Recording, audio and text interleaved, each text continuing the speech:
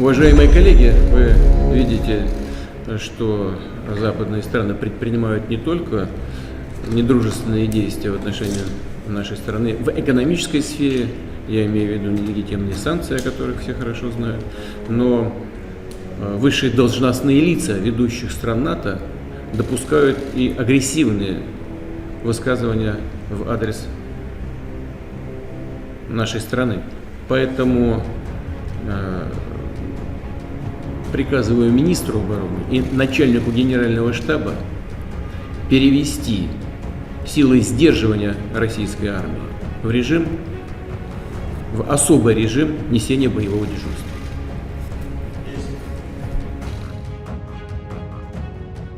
Akankah Putin meledakkan nuklir dalam perang penaklukan Ukraina kali ini? Seperti kita ketahui, Kiev ternyata tidak seperti yang dibayangkan oleh Putin. Dapat ditaklukkan dalam waktu cepat kurang dari 4 hari seperti targetnya. Kita semua tahu biaya perang itu mahal, maka kalau perang itu lama atau panjang, maka sudah dipastikan pasti akan merugikan. Kata-kata ini sangat terkenal di dunia ketika Jenderal Norman Schwarzkopf mengatakan hal tersebut dalam Perang Teluk di tahun 1991.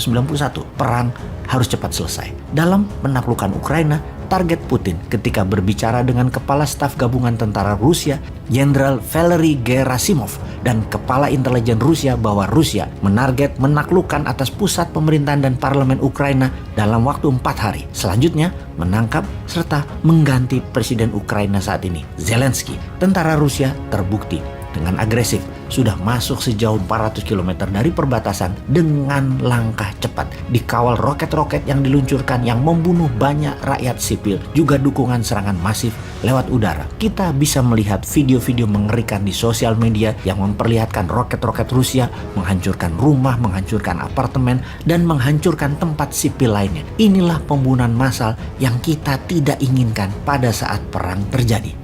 Kita lompat sedikit. Kita juga tahu di sisi Wakanda yang katanya mengatakan stop perang. Namun dalam resolusi PBB ternyata memilih abstain. Aneh juga ya. Ini patut dipertanyakan kebijakan luar negeri Wakanda ini. Mengapa mengatakan stop perang tetapi abstain tidak memberikan suara dalam resolusi perdamaian PBB? Ini Wakanda kebijakan luar negerinya ikut kakak tertua ya, ikut Tiongkok ya. Memang hebat sih kalian pejabat Wakanda. Sejauh ini banyak beda mulut sama tindakannya. Oke, lanjut deh. Katanya minta 3 tahun lagi ya.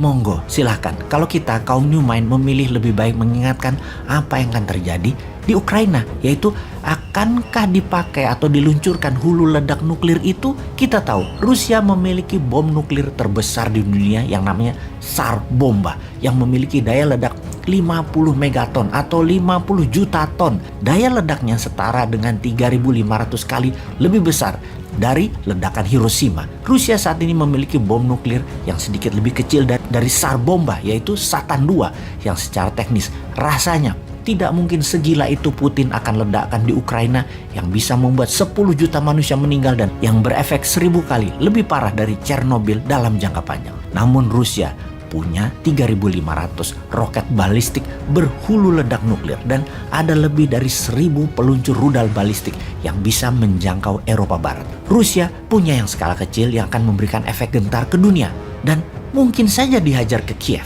Kemarin malam Putin mengatakan hal tersebut, akan menggunakan nuklir untuk memberikan efek gentar di Ukraina. Sahabat, hal ini sebaiknya kita perhitungkan. Kita bahas beberapa jenis perang terlebih dahulu di zaman modern ini. Semuanya perang setelah Perang Dunia Kedua. Ada Perang Korea, Amerika kalah. Ada Perang Vietnam, Amerika juga kalah. Perang Teluk, Amerika dan sekutunya menang. Perang Irak itu rekayasa. Perang Libya juga rekayasa, itu perampokan. Perang Timur Tengah dengan narasi perangi teroris, padahal mau ambil minyak, juga kalah terbirit-birit di Afghanistan misalnya di tahun 2021 kemarin, yang di Suriah masih berdarah-darah di sana. Semua perang selalu melibatkan Amerika. Perang di wilayah Timur Tengah adalah perang kontrol kendali atas energi minyak bumi dan gas. Perang Korea dan Vietnam adalah perang ideologi, komunis versus demokrasi. Dan di tahun 2022, Rusia agresi militer. Ini baru pertama yang tidak diawali oleh Amerika. Di Ukraina ini semua serba baru, namun prinsip perang semua sama. harus cepat, terutama dalam penaklukan. Karena itu Rusia mempelajari perang kota atau urban war dalam 20 tahun terakhir. Mungkin bisa dikatakan bahwa Rusia militernya adalah yang paling jago dalam perang kota ini. Ini terbukti dalam 3 hari pasukan darat Rusia masuk ke Kiev dengan strategi jitu. Namun tetap rencana mereka menaklukkan Kiev dalam 4 hari zonk, tidak berhasil. Putin pun berang. Pasukan NATO di sisi lain masih gamang. Masuk lewat Estonia, kirim 1 rudal nuklir oleh Rusia, ambiar itu Estonia. Amerika di sisi lain sekali lagi terdiam.